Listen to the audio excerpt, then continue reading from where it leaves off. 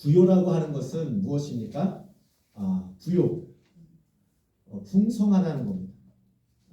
또 그것이 내가 갖고 있는 것을 내가 가지고 있는 것보다 어쩌면 더 지금보다 더 나은 그런 상황을 부요라고 할 수가 있습니다. 그런데 예수님께서 팔복을 말씀하실 때에 첫 번째 복이 뭡니까? 심령이 가난한 자는 복이 있나니 저희가 천국을 얻을 것이며 천국이 저희 것이며 이렇게 말씀하셨습니다.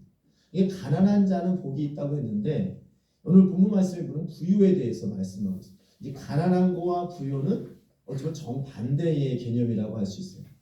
이 가난한 것도 왜 가난한 게 복이 있다라고 말씀하실까요?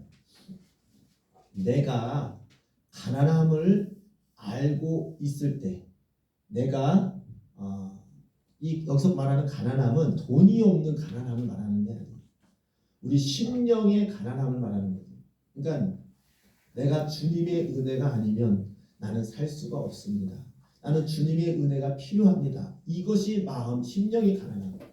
그러니까 물질을 가난한 건 복이 있는 게 아니죠. 물질이 없는 게 복입니까? 물질도 풍성한 게 복이잖아요. 그러니까 심령이 가난한 자는 복이 있냐니 뭐냐면은 내 심령은 하나님의 은혜가 필요합니다.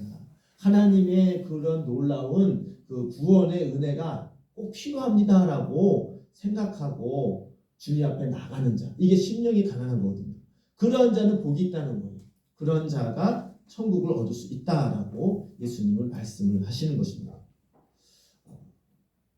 여기서 그렇게 나간 자는 왜 복이 있냐? 그런 자가 천국을 얻을 수 있기 때문에.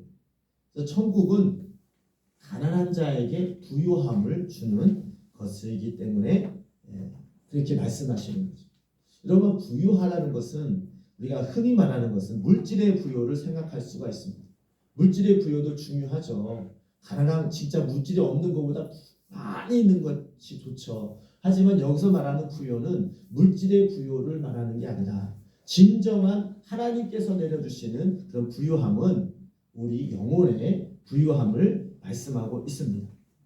우리 영혼의 부유함은 무엇이 좋으냐? 우리가 많은 사람들이 돈이 많아지기를 원하잖아요. 그런데 아무리 진짜 돈의 문제를 해결하는 사람, 우리가 모든 것이 1차적인 문제 있고 2차적인 문제고 3차적인 문제가 있어요. 근데 그런 문제들을 보게 되면 가장 먼저 우리 삶 속에서 가장 기본적인 것이 1차적인 문제죠. 1차적인 문제가 뭡니까? 우리 생물학적으로 내 육신적으로 꼭 필요한 것들을 해소시키려고는 그런 필요성을 느끼는 게 1차적인 문제죠. 예를 들면 배가 고파요. 배가 고프면 뭔가는 먹어야지. 그게 1차적인 것이 풀어지죠. 굉장히 피곤하고 졸립니다. 그럼 그 사람이 가장 중요한 게 뭡니까? 잠을 자거나 쉬는 거잖아요. 이게 1차적인 필요성입니다.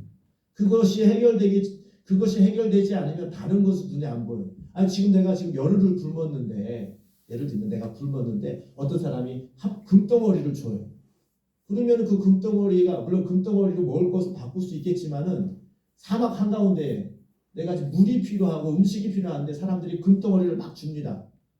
그러면 그 사람에게는 그 금덩어리만 있으면은 배고픔이 해결됩니까? 그 사람이 더워가지고 지금 혁혁거리고 있는데 지금 금덩어리나 아주 그냥 예쁜 정말로 명품 가방이나 옷을 주면 그 사람이 그것을 통해서 해소를 얻을 수 있습니까? 아니요. 물이라든가 시원한 바람이라든가 그런 것이 또 음식을 줘야지만이 그 사람의 기본적인 그런 어려움을 해소할 수 있습니다. 1차적인 것은 우리 육신적인 그런 것들을 해결하는 겁니다. 그래서 그 1차적인 것이 우리에게는 어쩌면 가장 큰 영향을 미친다고 볼 수 있어요. 내가 육체를 입고 있는 한 가장 필요한 것은 이 육신의 필요성, 먹는 거, 또 이렇게 잠자는 거, 그리고 우리가 눈으로 보는 여러 가지 그런 것들일 것입니다. 이런 눈에 보이는 물질적인 것이 우리에게 필요하기 때문에 그것이 가장 귀하다고 생각할 때가 있습니다. 물론 내 육신을 가질 때는 그것이 중요하죠. 하지만 그것은 내가 육신을 가지고 있는 것 기본적인 것이 해결되어지면 그렇다고 해서 그 사람이 행복해질 수 있느냐? 하나 예수님께서 말씀하시기를 사람이 떡으로만 살 것이 아니요 하나님의 말씀으로 살 것이다 라고 말씀하셨는데 무슨 얘기냐면은 우리는 짐승들과 달라서 우리 영적인 존재이기 때문에 짐승들은 먹을 것이 해결되고 육체적인 것이 해결되면 더 이상 바랄 것이 없는 것이 짐승들입니다. 그 사람들은 짐승은 육적으로 많이 만족하면은 더 이상의 문제가 없어요. 그것이 영적인 존재가 아니기 때문에 그렇습니다. 하지만 우리 사람은 하나님께서 지으실 때에 생명으로 영혼이 있는 그런 생명체로 창조하셨기 때문에 우리는 1차적인 생물학적 그런 모든 것이 필요가 충족되더라도 그 심령 속에 부유함을 다 누릴 수가 없습니다. 어쩌면 우리가 그렇잖아요. 1차적인 문제는 물질로서 우리가 해결하잖아요. 배고프면 마트 가서 뭘 사 먹든지 힘들면 집에 가서 잠을 자든지 하면 기본적인 그런 욕구는 해결할 수가 있습니다. 그리고 그 욕구를 다 해결하고 나서도 그 사람이 정말로 행복할 수 있느냐? 물론 잠깐 동안은 행복할 수 있습니다. 하지만 진정한 그 심령의 그 마음의 풍요와 그리고 행복은 그 이상의 것을 추구합니다. 그것이 무엇이냐? 그것이 바로 우리는 영적인 존재이기 때문입니다. 우리 영혼은 하나님께로부터 왔기 때문에 하나님으로부터 오는 그런 평안과 그런 안식이 있을 때에 우리는 비로소 행복을 누릴 수가 있습니다. 우리는 예수 그리스도께서 우리에게 부요를 주시기 위해서 이 모든 것을 하나님 예수님께서 우리 죄를 대속하시는 그런 은혜를 베풀어 주셨습니다. 사람들은 하나님과의 관계가 유지될수록 그 사람은 부요를 얻을 수가 있습니다. 무슨 얘기냐면은 어린 아이가 아무리 먹을 것을 잘 주고 맛있는 걸 주고 좋은 옷을 입어도 예를 들면 부모님과 떨어져서 그 아이가 살아간다면 그 아이는 행복할 수가 없습니다. 비록 조금 배고파도 비록 옷을 허름한 걸 입어도 부모님과의 관계가 잘 형성이 되고 부모님의 사랑을 받는다면 그 아이는 행복한 아이가 될 수 있습니다. 그러니까 부모님의 사랑을 잘 받고 있느냐 그렇지 않느냐에 따라서 그 아이의 행복하지 않느냐는 결정된다는 것입니다. 그 아이가 정말로 우리가 많은 사람들이 참 고아라는 것이 또 부모님의 사랑을 받지 못하는 아이들이 참 불쌍한 게 뭐냐면 성경에도 보게 되면 고아와 과부를 돌보라고 예수님은 권면하셨어요. 왜 그러냐? 그 사람들은 하나님의 물질적인 것을 도와주는 것뿐만 아니라 그 무언가는 사랑을 통해서 그들이 그 심령 속에 안정과 부여를 누리게끔 하는 것을 도와주자는 것입니다.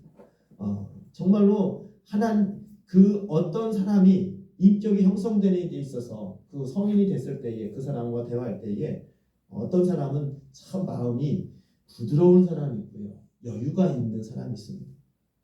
근데 그 사람이 물질이 많아서 그런 게 아니거든요. 그가 부모님으로부터의 사랑을 잘 받고 양육 잘 받고 하나님의 은혜를 깨닫고 하나님의 사랑을 경험한 사람은 어떠한 어려움이나 문제가 올 때에 그 사람은 막 불안하거나 또 남에게 쫓기듯이 막 마음이 갈팡질팡하거나 이런 모습을 그런 것을 잘 극복할 수 있는 마음의 여유가 있습니다. 그런데 참 돈은 많아요. 참 남들 봤을 때는 좋은 환경이 큰 것 같아요. 그런데 부모님의 사랑이나 하나님의 그런 사랑을 경험하지 못한 사람은 조금만 어려움이 있어도 굉장히 불안해하고 굉장히 쫓기는 자 같은 그런 사람을 볼 수가 있습니다. 성경에 보게 되면 의인은 시냇가에 심겨진 나무와 같이 사철에 따라 열매를 맺는 시편 1편에 나와 있죠. 그러한 삶을 삽니다. 어떤 시냇가에 심겨진 나무는 웬만큼 가뭄이 들어도 그 시냇가에 공급되는 물로 말미암아 사철에 따라서 알맞은 그런 나무의 그런 기능을 다 발휘할 수 있습니다. 그런데 악인은 그렇지 않고 바람에 나는 겨와 같도다. 이 겨라는 것은 뭡니까? 이 타작을 할 때에 겨 껍질이 이 겨잖아요. 후 불면은 이렇게 먼지처럼 날아가는 게 겹니다. 이게 악인의 마음은 조그만 바람이 불어도 훅 날아간다는 거예요. 그만큼 조그만 환경에 좀 이렇게 변화가 있다든지 아니면 어려움이 있을 때에 굉장히 불안해요. 그것을 반응합니다. 그것 때문에 내가 불행하다고 생각하고 아니면 그 문제가 나를 굉장히 힘들게 하는 것을 고백을 합니다. 그것이 왜 그렇습니까? 그만큼 심지가 견고하지 못해서 그렇죠. 뭔가는 그 중심 속에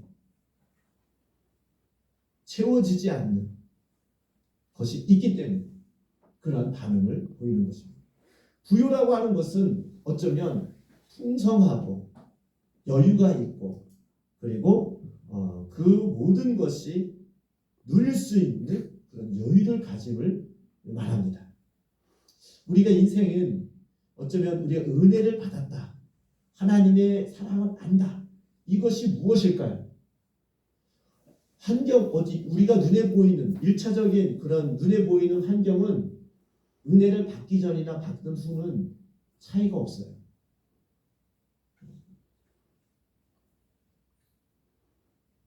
환경은 바뀌지 않아요. 바뀌는 것은 내 심령이 바뀌는 거죠. 내 마음이 바뀌는 거죠. 엄밀히 말하면 내가 이 환경을 맞이하는 태도가 바뀌는 거예요. 전에는 이런 문제가 생기면 어떻게 하면 좋아, 어떻게 하면 좋아 하면서 이렇게 막 불안했던 내가 어느 순간 하나님의 은혜를 경험하고 또 어떤 하나님 그런 경험과 여러 가지 그런 그 상황을 나의 하나님에 대한 아는 지혜와 지식과 그리고 사랑이 내게 주어지면 이거 별거 아니야. 이것 또한 하나님께서 나에게 주시는 그런 고난이 어쩌면 많은 이 주위에 있는 모든 그런 환경이 나를 어떻게 하려는 것이 아니라 나를 깨우치고 또 다시금 이것을 헤쳐나갈 수 있는 그런 하나님의 그런 능력과 은혜를 경험할 수 있는 기회로 삼는 것이 바로 은혜를 받는 사람입니다. 은혜라고 하는 것은 거저받는 거잖아요. 은혜라는 것은 나에게 혜택을 주시는 거잖아요. 그래서 은혜라는 것은 예수님의 그 부요를 내가 믿음으로 받는 거예요. 왜 예수님이 주는 부요가 제일 크냐? 우리는 그렇잖아요. 내 목숨을 내 육신의 목숨이 끊어질 때 아니면 내 어려울 때 이렇게 말합니다. 내가 많이 어려울 때 힘들 때 우리는 어떻게 합니까? 몸이 아플 때 어떻게 합니까? 내가 가지고 있는 돈을 다 들여서라도 내 병을 고치고 싶은 마음이 우리 마음입니다. 심지어는 내가 돈이 없어도 빚을 내서라도 내가 병원에 가서 내 몸을 고치고자 하는 것이 우리의 바람입니다. 이게 무슨 얘기냐면은 내 물질이 내가 가지고 있는 그 모든 것을 다 채워줄 수 없다는 거예요. 그 물질을 다 치르고서라도 내 몸을 치료하고 싶고 내가 갖고 싶은 것을 가진 것을 내가 그것을 값을 치르고서라도 내가 얻어야겠다는 것이 우리 마음입니다. 그러니까 물질보다도 더 귀한 것이 내 몸이고 내 몸보다도 더 귀한 것이 내 영혼인 것입니다. 그러니까 우리가 이 영혼의 이 구원의 그 값이라는 것은 이루 말할 수 없어요. 우리가 내 몸이 아플 때에 어떠한 물질을 내가 치고서라도 고치려고 하는 그런 마음이 있는 것처럼 왜? 돈보다도 내 몸이 소중하잖아요. 그렇죠? 돈이 소중하면 몸이 아파도 내 몸을 희생하고 돈을 취하겠죠. 근데 돈보다도 내 몸이 중요하잖아요. 그러니까 예를 들면 뭐 돈이 뭐 몇십만 원, 몇백만 원 겉으로 씁니까? 내가 돈이 없어도 몸이 아프면 어떻게 해서든 그 돈을 벌어서든지 빌려서라든지 꾸어서도 그 몸을 고치기 위해서 그 돈을 장만해 가지고 육신을 고치려고 하지 않습니까? 그 이유는 무엇입니까? 내가 돈을 위해서 있는 것이 아니라 돈이 나를 위해서 있기 때문에 그렇죠. 그러니까 돈보다도 내가 중요한 거죠. 내 몸이. 그러니까 내 몸을 치유하기 위해서 돈을 버리는 거잖아요. 돈을 대신 건너주고 내 몸을 고쳐주시오. 왜? 내 몸이 더 소중하니까. 근데 돈이 더 귀하다면은 그렇게 하지 않겠잖아요. 이해가 되시죠? 돈보다는 내 몸이 중요해요. 내 육신의 몸이 중요하단 말이에요. 근데 내 육신의 몸도 어찌 보면 기한이 되면 죄송한 얘기인데 하나님의 그 섭리 가운데 한 번 죽는 것은 정한 것은 하나님께서, 육신이 죽은 것은 하나님께서 정하신 섭리입니다. 그렇기 때문에 우리가 아무리 내가 억만 금을 줘도 내 육신이 더 물론 병을 낫을 수 있고 조금 더 건강해질 수 있지만 영원히 살 수는 없잖아요. 이게 하나님의 섭리이기 때문에. 근데 육신이 딱 끊어지면 우리 육신을 놓고 이 세상을 떠나가야 갈 수밖에 없는 그런 우리 인생입니다. 그런데 이 육신이 끊어질 때 내 영혼은 누가 구원해 주며 우리 영혼은 어떻게 되겠습니까? 우리 영혼의 문제를 해결하시는 것은 예수 그리스도의 보혈로 우리를 죄를 대속해 주시고 하나님의 나라에 갈 수 있도록 우리에게 은혜를 베풀어 주신 하나님의 은혜는 얼마나 크겠습니까? 이 육신을 위해서도 우리가 가진 평생 벌은 것을 다 돈을 주고서라도 내 육신을 구하기 위해서 기꺼이 그것을 투자를 하는데 심지어는 그 육신보다도 중요한 내 영혼의 문제를 해결한 그 예수님의 은혜는 얼마나 크겠습니까? 이것을 또한 감사한 것은 믿음으로 예수 그리스도를 영접하고 받아들이는 자는 예수님이 주시는 그 은혜를 구원의 은혜를 누릴 수 있다라는 것입니다. 그렇기 때문에 그것을 믿음으로 받는 자는 어떠한 일이 있어도 어떤 상황에서 내 영혼이 구원받았다는 믿음이 내 마음속에 확신이 들 때에 이 땅에 살아가면서 얼마나 큰 부요를 누릴 수가 있습니다. 내가 비록 당장은 돈이 없다고 해도 당장은 내가 지금 힘들어도 결국은 주님께서 나의 죄를 대속하심으로 말미암아 그가 가난함에 취함으로 말미암아 우리가 부요를 얻은 것과 같이 그가 내 모든 죄를 대속하고 짊어지심으로 말미암아 우리는 모든 죄에서 해방되어지고 모든 고통과 모든 분열과 어려움 속에서 그것이 내 영혼을 결박하는 것이 아니라 주님께서 모든 것을 다 가지고서 대속하심으로 말미암아 우리 영혼이 진정으로 평강을 얻고 기쁨을 얻고 하나님을 주님으로 아버지로 얻을 수 있는 그런 은혜를 입은 줄 믿습니다. 그것이 내 마음속에 확신이 있다면 어떤 어려움과 상황 속에서도 우리는 흔들리지 않습니다. 우리가 그렇잖아요. 아버지가 큰 힘이 있는 사람이라면 그 자녀들은 어디 가서도 좀 뭐라고 해야 되나 좀 이렇게 당돌하게 좀 자신감 있게 행동을 합니다. 빼기 좋으니까. 그렇지 않은 자녀들은 그렇지 않죠. 그 자녀들이 왜 그렇습니까? 아버지를 믿고 어디 가서나 당당한 거죠. 우리 아버지가 누군지 알아? 물론 이게 지금은 이제 그렇게 하면은 참 이게 문제가 되지만은 그래도 뭐 사실이 그러면 어떡합니까? 아버지가 예를 들면 큰 무슨 부자이거나 어느 큰 정치적인 힘이 있는 사람이었다면 자연스럽게 그 자녀들이 어깨가 올라가지 않습니다. 그게 왜 그렇습니까? 이 아버지에 대한 이 백이 그 배경이 그 아이에게는 큰 부요로 작동하는 겁니다. 그렇지만 이 하나님께 예수님께서 주시는 그 부요는요 하나님께서 주시는 그 은혜가 확실히 내 안에 있다면 우리가 그 어떤 상황 속에서도 당당함으로 또 여유를 가지고 이 세상을 우리가 맞이할 수 있습니다. 우리가 그렇잖아요. 당당하면 그 당당함이 어디서 나오는? 그 심령의 자신감으로 나옵니다.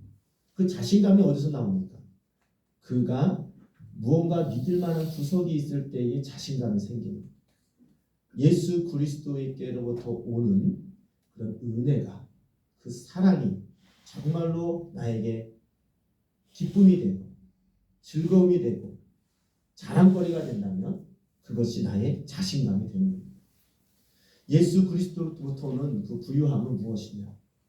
다른 사람은 몰라도 하나님께서는 예수 그리스도의 그 대속하심으로 말미암아 나를 하나님 자녀로 삼아주시고 나를 거룩한 자녀로서 힘입어 주시는 그 은혜가 내 마음속에 깊이 경험되어진다면 어딜 가든지 간에 하나님께서 주시는 그 은혜로, 그 부유함으로 당당하게 세상을 향해서 우리가 나아갈 수 있는 것입니다. 여러분, 마음속에 세상이 또 한절기고 또 이렇게 세월이 가면서 우리 육신은 자꾸 후패해집니다. 그래서 세상에 소망이 참 있는 것보다 좀 힘들고 좌절하는 경우가 많습니다. 왜냐하면 작년 다르고 올해가 달라요. 작년에는 이랬었는데 올해는 또 몸이 우리 막 크는 아이들 빼고요. 보통 이제 어르신들 좀 이렇게 중년 이후 되시는 분들은 1년 1년 살아가는 것이 육신이 점점 후패해지는 것을 경험합니다. 그럼 우리 무슨 소망으로 살아갑니까? 아이고 여기도 힘들고 여기도 힘들고 우리 육신의 소망을 두고 가면 우리 마음은 자꾸 불안하게 됩니다. 나 이러다가 어떻게 되는 거 아니야? 저도 그래요. 저도 그러는데 우리 어르신들 어떻겠습니까? 옛날 같지가 않네. 예, 그렇습니다. 육신은 점점 후패해집니다. 하지만 우리 영혼은 우리 하나님께서 주시는 그 은혜 안에 있을 때에 내 영혼은 더욱더 하나님의 은혜를 경험하고 내 영혼은 더욱더 하나님께서 주시는 그 구원의 기쁨이 그 시간마다 새로워지는 은혜를 누릴 때에 그 안에서 우리는 풍성한 부요를 누리게 되는 것입니다. 그리스도로 모든 부요함을 누릴 수 있는 믿음이 밖에 있는 게 아니라 여러분 마음에 있습니다. 하나님의 그 사랑을 얼만큼 믿느냐에 따라서 하나님의 그 말씀을 얼마나 신뢰하느냐에 따라서 그 부요함을 누릴 수가 있는 겁니다. 여러분, 하나님을 정말 아버지라고 믿습니까? 정말 예수 그리스도로 말미암아 우리 모든 나약함과 연약함과 우리 죄악을 다 그분께서 대속하심을 믿습니까? 그냥 입으로만 그냥 아멘 아멘 믿고 하면은 진정한 마음에 기쁨이 없어요. 그런데 그것을 진 마음을 묵상하고 또 그것도 우리가 은사 중에 믿음의 은사가 있거든요. 그 실질적으로 내 심령 속에 믿어질 때에 이것만큼 기쁨이 없고요. 이것만큼 나의 평강과 은혜가 없습니다. 정말로 하나님의 그 은혜가 그냥 내가 생각으로 믿어야지 해서 이게 믿음이 아니라 그냥 하나님 말씀을 들을 때에 예수 그리스도께서 우리 모든 죄를 대속하시고 우리를 구원하셨다는 그 말씀이 그냥 성령의 감동으로 믿어져. 그 은혜가 얼마나 감사한지 내가 정말로 진노의 자녀로 내가 멸망받을 수밖에 없는 내가 우리 자신을 알잖아요. 내가 죄인으로서 정말 하나님 앞에 갈 수 없는 그런 존재인데 웬일인지 웬은인지 예수 그리스도께서 우리 죄를 다 짊어지시고 우리의 나약함과 우리의 허물과 우리의 죄악들을 다 짊어지시고 십자가에 죽으심으로 말미암아 우리를 구원하셨다는 그런 은혜가 내가 믿음으로 받아줄 때 이거보다 더 귀한 은혜가 어디 있습니까? 이거보다 더한 기쁨이 어디 있습니까? 여러분, 이 말씀을 들을 때마다 여러분 말씀을 믿음으로 받으시기를 주님의 이름으로 축복합니다. 예수가 주는 이 부여는요, 이거는 뭐 세상 그 무엇과도 바꿀 수가 없는 것입니다. 예배라는 것은 무엇입니까? 우리가 초대교회와 지금의 이 교회의 차이점은 뭐냐면 초대교회는 예배 형식이 없어요. 그리고 그 예배를 드리는 것 자체가 그 삶 속에서 어쩌면 큰 도전입니다. 그렇기 때문에 예배라는 것은 하나님을 만나고 하나님을 경배하고 하나님의 은혜를 경험하는 것이 예배거든요. 그러니까 초대교회 때는 많은 성도들이 예배 드릴 때마다 어쩌면 왜냐하면 자기의 모든 인생을 걸고 드리는 예배거든요. 그 예배에 드리냐 안 드리냐에 따라서 주위의 사람들의 시선과 또 모든 환경이 달라지거든요. 그러니까 예배에 드리러 오는 그 자체가 쉽게 설명하면 사회주의나 교회를 핍박하는 그런 사회에서 교회에 나와서 예배 드리는 그 자체가 그들은 인생을 걸고 예배를 드리는 거거든요. 그런 예배를 드리는 가운데 예를 들면 그 예배 시간에 졸거나 좀 땀을 나거나 그렇겠습니까? 내가 지금 목숨 걸고 예배를 드리는데 그러니까 예배를 드리는 그 심령이 어떻겠습니까? 정말로 예배를 통해서 하나님을 만나고 예배를 통해서 하나님의 그 긍휼하심과 그 은혜가 부어지지 않는다면 예배에 나오겠어요, 사람들이? 안 그렇죠. 그러니까 초대교회 때는 예배 드릴 때마다 항상 뜨겁고 항상 하나님의 그런 놀라운 성령의 그런 은혜가 부어지는 거예요. 근데 오늘날의 교회는 무엇입니까? 예배 드려도 안 드려도 사회에 별로 터치를 안 하잖아요. 그러니까 어느 순간부터인가 이 예배가 하나님을 만나러 오는 것이 아니라 어떤 형식의 그 모임에 참여하는 그런 것으로 생각이 바뀌는 거예요. 오늘 예배 드리러 가자 이게 아니라 예배 드리러 가자 할 때 우리 생각 속에 교회 앉아가지고 성경 드리고 말씀 듣고 특송하고 듣고 기도하고 그냥 이렇게 그냥 어떤 예식에 참여하는 걸로 우리가 인식이 바뀌었단 말이죠. 근데 예배는 그게 아니에요. 예배드리는 그 형식이 예배가 아니라 진정한 예배는 무엇입니까? 하나님을 만나는 거예요. 하나님의 그 귀한 은혜를 내가 다시금 경험하고 그것을 다시금 내가 하나님 은혜가 아니면 내가 살 수 없음을 다시금 경험하고 하나님의 은혜가 이렇게 크구나. 정말로 하나님 예수 그리스도의 보혈로 내가 죄사함을 받았구나라는 것을 말씀을 통하여 믿음으로 다시금 경험할 때에 하나님을 만나 하나님께 영광 올려드리는 것이 진정한 예배가 되는 것입니다. 오늘 이 주보에 보면 예배 순서가 있잖아요. 우리 순서대로 가는 거잖아요. 그렇죠? 이게 어찌 보면 하나의 예식화가 됐잖아요. 근데 꼭 예배를 이런 식으로 드리려는 법은 없어요. 이 순서는 이거 무의미합니다. 중요한 거는 뭐냐면 내가 이 예배를 통해서 하나님을 만나고 하나님께 경배하고 하나님께서 주시는 그 은혜 풍성한 그것을 내가 경험하느냐 그것을 내가 누리느냐 이게 진정한 예배를 드렸느냐 안 드렸느냐 기준이 되는 것입니다. 그래서 우리가 시간마다 교회에 와서 예배를 드리는 것은 예수님께서 우리에게 주시는 그런 은혜를 내가 다시금 경험하기를 원합니다. 그것을 다시금 내가 알기를 원합니다. 이런 간절한 마음으로 드릴 때에 주님께서 만나주시고 다시금 확인하는 거잖아요. 주님이 나에게 은혜를 주셨구나. 주님이 나를 통해서 이렇게 고난을 당하시고 나에게 그런 큰 은혜를 베풀어 주셨구나. 확인하며 감사하며 영광을 올려드릴 때에 하나님께서 그 크신 은혜를 우리에게 다시금 경험할 수 있도록 은혜를 부어주실 줄 믿습니다. 이 시간에 예수가 주는 구유라는 제목으로 말씀을 듣는데요. 여러분 예수님 하면 무엇이 생각납니까? 이 시간 예배를 드리러 올 때에 무엇을 얻기 위해서 이 예배를 드립니까? 예배는 하나님께 영광을 올려드리는 것뿐이요 뿐만 아니라 그 하나님께 영광을 올려드림으로써 하늘로부터 내려오는 신령한 복. 그 신령한 복이 뭡니까? 예수님께서 우리를 구원하셨다는 그런 은혜를 경험하고 다시금 그 은혜로 말미암아 내 심령이 평강을 얻고 기쁨을 얻고 다시 그 부유함에 이르는 그런 은혜를 얻기 위해서 우리가 예배를 드리는 것입니다. 몸이 힘든데 교회에 왜 나와요? 지금 집에서 그냥 이렇게 누워있으면 쉬운데 왜 나옵니까?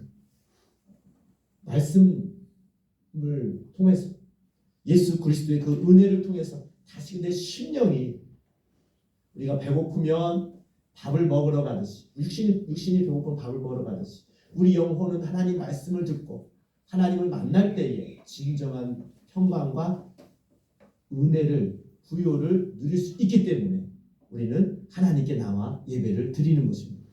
그게 살아있는 영혼이고 깨어있는 영혼입니다. 우리 모두가 다 예수님께서 주시는 그 부요를 시간마다 경험되어지기를 주님의 이름으로 축복합니다. 그것이 내 심령 속에 진정으로 깨달아지기를 항상 기도하십시오. 우리가 깨어 기도하는 이유가 그겁니다. 하나님께서 나에게 주시는 그 부요와 은혜를 잊지 않고 기도를 통하여 다시 경험하고 또 말씀을 통하여 깨닫고 또 하나님께 감사하는 그런 예배가 시간마다 되어지기를 원합니다. 이렇게 기도할 때에 성령님께서 우리 마음을 감화감동하시고 주님께서 주시는 은혜를 다 받아 누리는 성도가 되어줄 줄 믿습니다. 이 시간에 다시금 다 같이 기도하러 나갈 때에 하나님, 이 시간에도 주님 내 마음 상태를 누구보다도 아시는 주님, 혹시 만약에 이 말씀이 믿어지지 않고 오늘도 힘들고 괴롭고 또 심령 속에 아파하는 영혼들이 있습니다. 또 뭔가는 이 정말 갈급하는 그런 상태에 있는 사람이 있습니다. 그러면 하나님께 기도하십시오. 예배라는 건 무엇입니까? 예배를 통해 내 문제가 해결되어지고 예배를 통해 내 가난한 심령이 부유해지고 예배를 통해 내 모든 아픔과 상처가 회복되어지고 예배를 통해서 하나님을 만날 때에 그것이 해결되어지는 것입니다. 우리 모두가 그런 심령이 있다면 이 시간 하나님께 진심으로 기도하십시오. 왜? 하나님께서는 우리를 창조하시고 우리의 모든 숨쉬는 거 우리의 심령을 다 아시기 때문에 솔직하게 주님 앞에 고백하십시오. 주님께 부르짖는 자, 주님께 기도하는 자는 주님께서 그것을 긍휼히 여기사 모든 것을 다 회복시켜 주시고 해결해 주실 줄 믿습니다. 그러함으로 모두가 다 예수님께서 주시는 부요를 누리고 또 은혜를 누리는 저와 여러분 되기를 주님의 이름으로 축복합니다. 아멘. 이 시간 다 같이 주여 세 번 부르고 하나님 간절히 한번 불러보세요. 내 마음 아시잖아요. 내 연약함 아시잖아요. 주님 이 시간에 내 소원을 들어주세요. 하나님 만나기를 원합니다. 치유되기를 원합니다. 회복되기를 원합니다. 정말 주님 알기를 원합니다. 간절한 마음으로 주여 세 번 부르고 우리 하나님께 기도하겠습니다. 주여